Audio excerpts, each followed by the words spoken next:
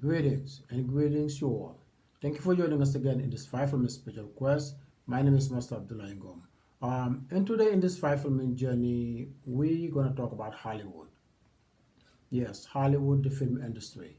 One might ask why Hollywood? What Hollywood have to do with spirituality? Well, this is the thing. When the name of holiness is distorted and being misused, that become a spiritual matter. And the enemy of this world, the enemy of God, so I said, and humankind altogether, who operate plainly in this world, hide all his operations in plain sight. And his spirituality shed bright light on all his operations for one to see them as they truly are. And for that, that's the reason we're gonna go to Hollywood to reveal what is hidden to the level of our understanding. Hollywood on the 5 element spiritual journey. Let's unpack it. First, let's decipher the word Hollywood. Then we're gonna go inside the culture itself. Um, Hollywood, where the name come from? The name Hollywood originated from what we know as the holy tree. Now, what is the holy tree? The holy tree is a tree that believes that to cast out bad spirit, offer protection, bring good luck, even believe that cutting the tree can be a bad omen, can bring bad luck. That's how holy this tree symbolizes. And why? Because the leaves of the tree symbolize the crown of thorn that Christ wore when he was being crucified. And the red berries that the tree bears is seen as the blood of Christ. That's what the tree symbolizes. That's why they call it a holy tree. The meaning of the name of the holy tree is symbolize the crucifixion of Christ. And that's where the name Hollywood originates. Because when the real estate developer, Harbor Johnstone Wesley, was developing that area, there were many of those trees where Hollywood is. And that's where the name originated, holy trees. Now, what's interesting about this whole thing, how all this thing relate to, from 2,000 years ago to this very moment in time, those who propagated for Christ to be crucified, their descendant, the same lineage, they're the one who run in Hollywood through the cult we call the cabal. Let me repeat this. The synagogue of 2,000 years ago is break into many branches, and the cabal is one of the cult that run Hollywood. The name Hollywood based on this holy tree, which is nothing holy about it. Just for the sake of mockery. Satan mocking Christ. Human insulting holiness. Ignorantly insulting holiness. And sometimes purposefully. Because there's nothing holy about Hollywood. The culture of Hollywood. Look at the people who runs it. It's a culture. Actors, producers, just look at the culture. They are holy people. This is the one who always strive and never arrived. Everything they claim to own. All the vanities. It's rental, or borrowed or a great burden in their consciousness. Rental, borrowed, or burden. Rental, just know that it's not theirs. They're just having it for some time. They have to give it away. They pay to keep it. When they start paying, it will be taken away. They rent it. They don't want it. Some, they are given the privilege to hold on to it as long as their career is still moving. The moment the career still will be taken away, they borrow it. They don't want it. The burden part, this is where they all struggle. Knowing what they have sacrificed to get where they are, or how much they have to sacrifice to keep up with where they are. That burden of knowing how much they have sacrificed to get where they are, and how much sacrifice they have to do to keep up. That's a great burden. For that, some, if it's not all, most of them, drugs and all kind of intoxication become part of their diets, so just they can keep up, to numb that burden that they cannot bear. And some, that lifestyle will go to a point where they can no longer keep up anymore. And usually what they do, they kill themselves. They will choose to leave everything behind. And you have to ask the question, one who seems to have it all, why they will choose to leave everything behind? It's because you do not know what they know. If you knew what they have done to get where they were, and what they will have to do to stay where they were or keep up with what they were doing, if you knew, you will not ask the question why they're willing to choose to go and leave everything behind. Because it's too much price. The price is way, way, way, way too high for what they got. They were deceived. That burden of knowing what they know. If they know before, they will not even dare.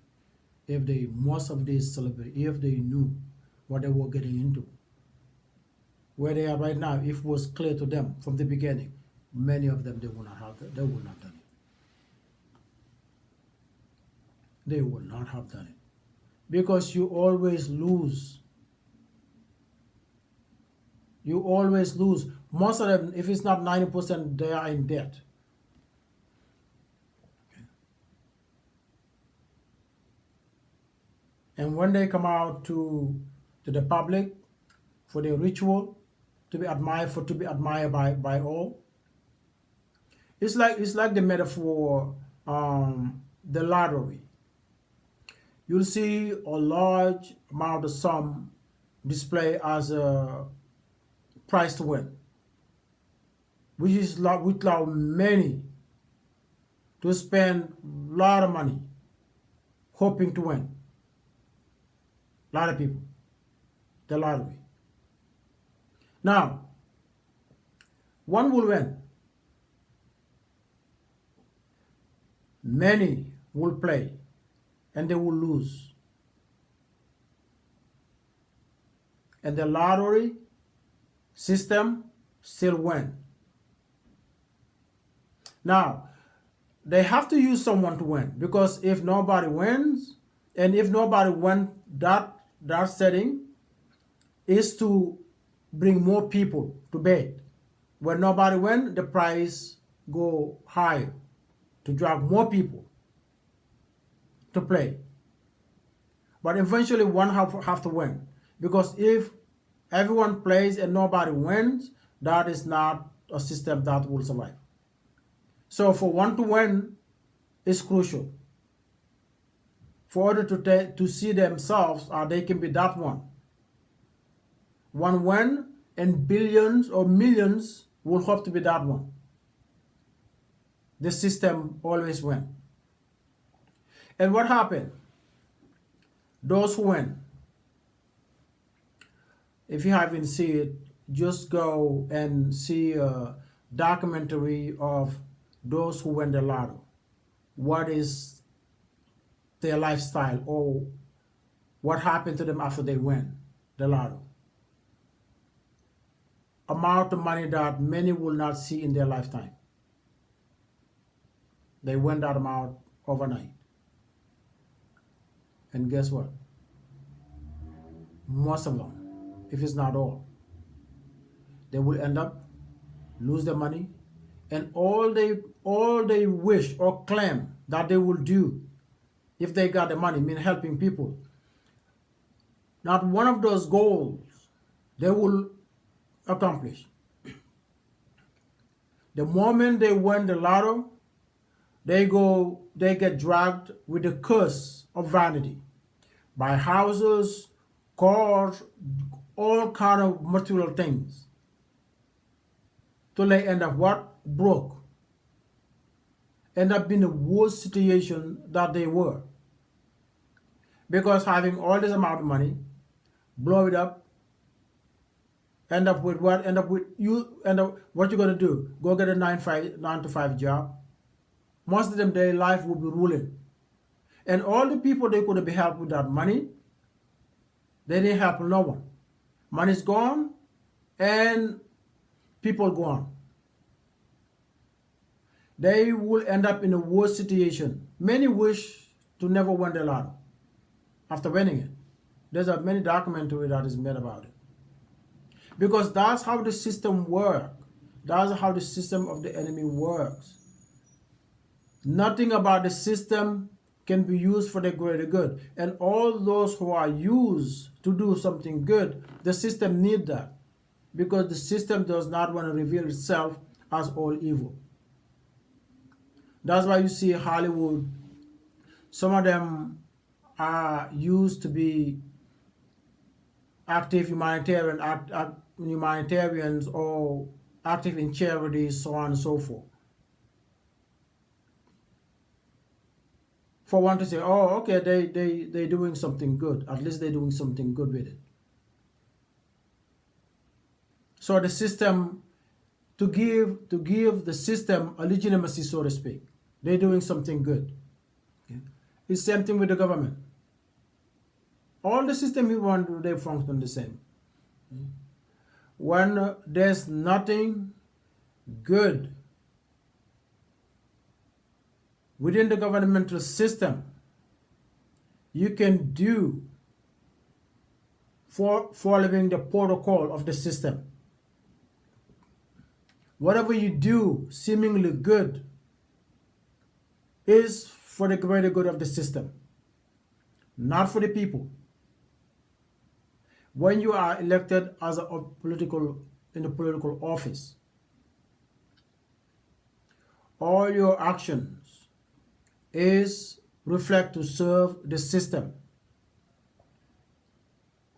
And if your politician choose the people over the system, you no longer label as a politician. When you choose people over the system, because the system is not for the people. There's the system to rule people. The system is there to rule people. And if you choose people first before the system, then you're going to have a problem with the system. That's why it doesn't matter how good-hearted you are, what are your ambition of doing good for the people. It can never be done through the governmental leadership unless you want to put people first. And when you put people first, you going to be in clash with the system. A great example was President Obama. In the political field, great example. You have a guy who seemingly to be a good person. He come up with good intention, up- come up with seemingly good intention, genuine, give a hope to many around the world, a catalyst of change for the people, someone who will who will be in the office to serve people. But guess what happened? He turned out to be one of the worst. A good-hearted person, seemingly good-hearted, give hope, was the first time in our time see a politician be endorsed internationally. Obama become a global icon, a hope for many people.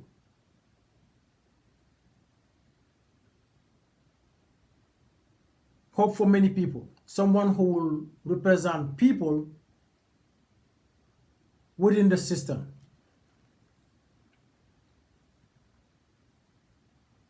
He turned out to be one of the worst, worst of the worst.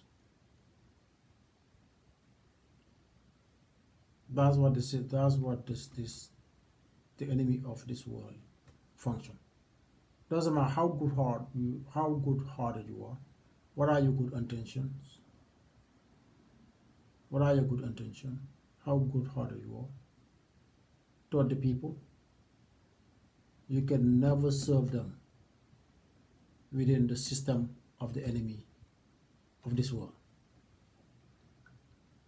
Whatever you do is always to serve the highest good of the system, never for the people. Never for the people. Obama, one of the worst ever elected. He's the one who killed Muammar Gaddafi.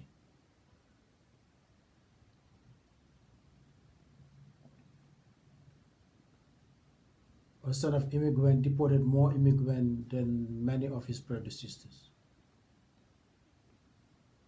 Someone who was thought to be a catalyst of the people, catalyst of democracy, president of people.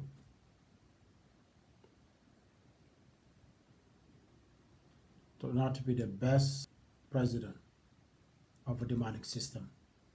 Turned out to be the best president of a demonic system. Because that's what these systems are. All the systems that are set up by this enemy of God and humanity.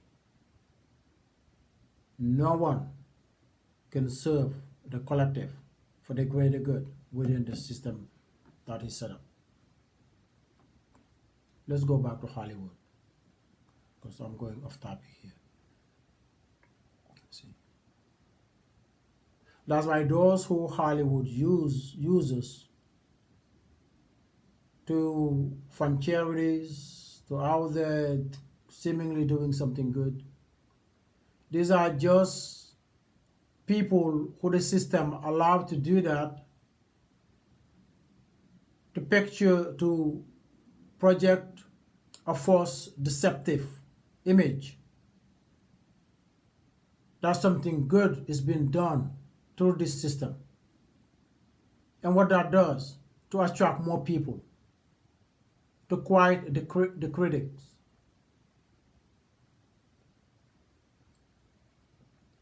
But they all serve the system. That's what these propaganda machines are all about. That's why when Hitler used it with the Nazis, the same thing. That's where the ideology of Aryan race came to be. Projection, desire of a perfect people. Aryan race. This is the model, a desirable model to be. And the funny part is, those who lead that ideology are the opposite of the model they were selling. Is the opposite. So that's why you see this propaganda machine doesn't matter in anywhere is set up in in the face of this earth. They they are owned by the same entity and they function the same. Here you have the Nazi projecting an alien race of perfect, strong people who those who leads it are the opposite of that. You have here Hollywood projecting an image but willing to die for, willing to strive. And this would make it to be concerning because he have pulled many away from realizing who God truly created him to be, how unique God made him to be, by focusing or chasing a false image, projection that is not real. Because what you see in the screen and the reality are not the same. Those people you see them, the way you see them in the screen, that's not their way of life. So you have been deceived by the enemy of God to not to see who God created you to be, how unique you are.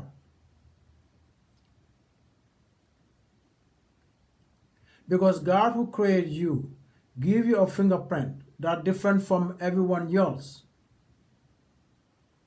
This God telling you you are unique in your own God-given right. You don't need to be anyone else. God wouldn't make you share fingerprint with somebody else. No, no, no. We give it to you as unique. To be unique. To carry that uniqueness and express that uniqueness. But many have lost that spark. Many have lost that sense of reality. Many have lost that sense of worthiness. Many have lost that sense or that reality of uniqueness. Due to what? Due to this deceptive, evil, or demonic projection that project a false image that is not real. It's not real for those who play the roles, and it's not real for it. It's a projection. So basically the point of all this is to maybe help one to focus on who they really are instead of who someone else are, which you don't truly know or can never know. Because those you see them seem to have it all, you also have seen them living, willing to leave all behind. And you have to ask the question, how can one who seem to have it all willing to kill themselves, commit suicide to leave it all? Because there's a truth in there that you do not understand. No one will live the life they satisfy with, the life they enjoy, the life they wish to have.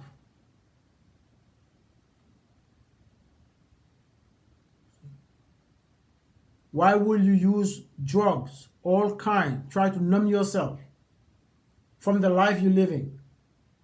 If your life is pleasant, don't you supposed to be enjoying every moment, awake, aware of? You're supposed to be enjoying every moment of it. If it's a pleasant, why using drug to numb yourself from it?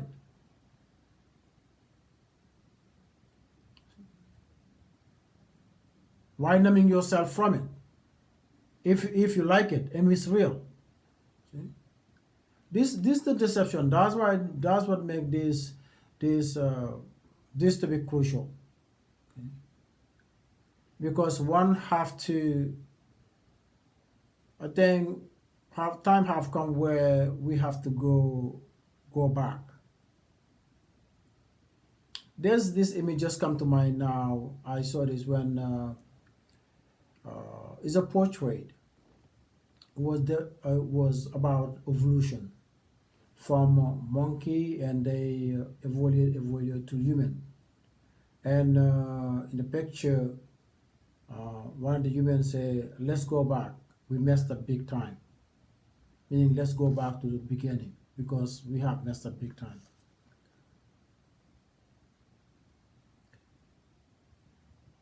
A metaphor as such. It's time to start chasing, looking, projection, what someone project out there.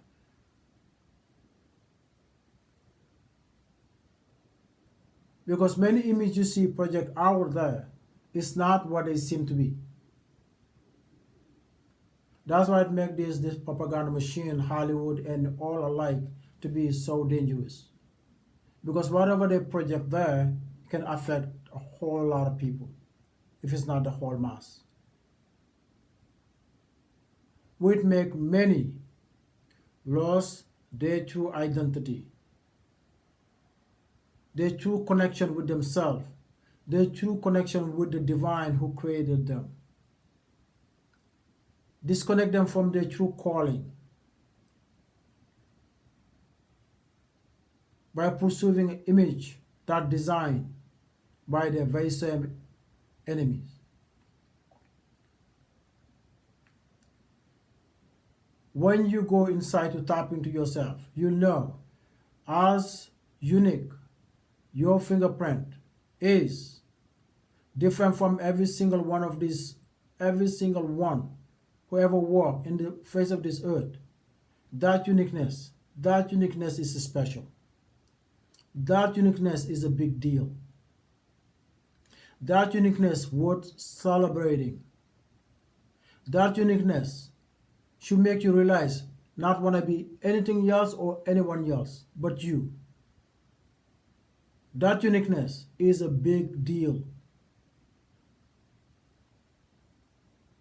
The creator of this universe create you, give you something that no one else in this planet has. That's a big deal. That is a big deal. I would stop there and see what else there. What other uniqueness? And when you do, you will find out you are all that you need to be and can be. And knowing that, you will show ultimate gratitude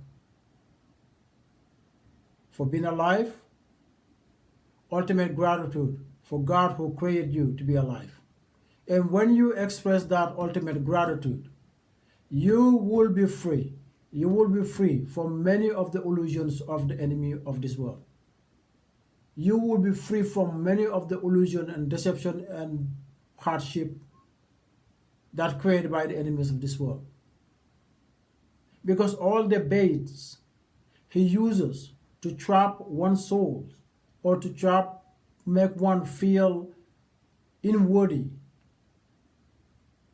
or make one feel lost, you will be free from all these traps and deceptions just by realizing simple facts about yourself that God himself put there, and see you unique, and give it to you alone.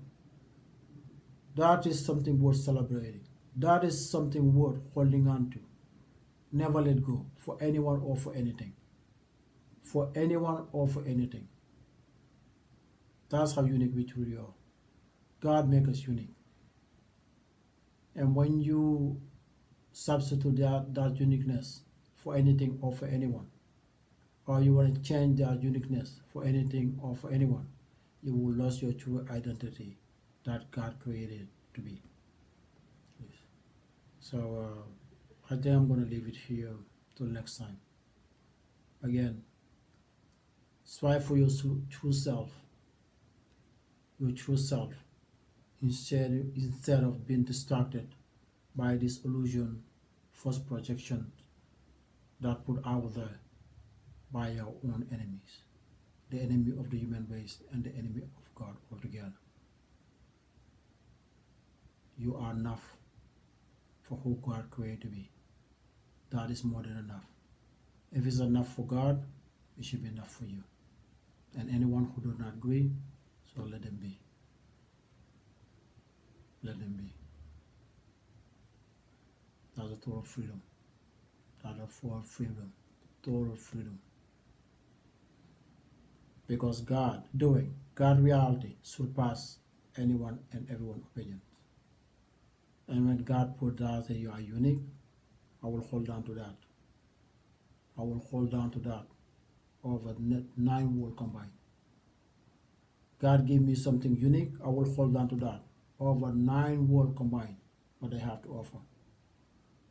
Because God have more than anyone can ever offer. So hold on to your uniqueness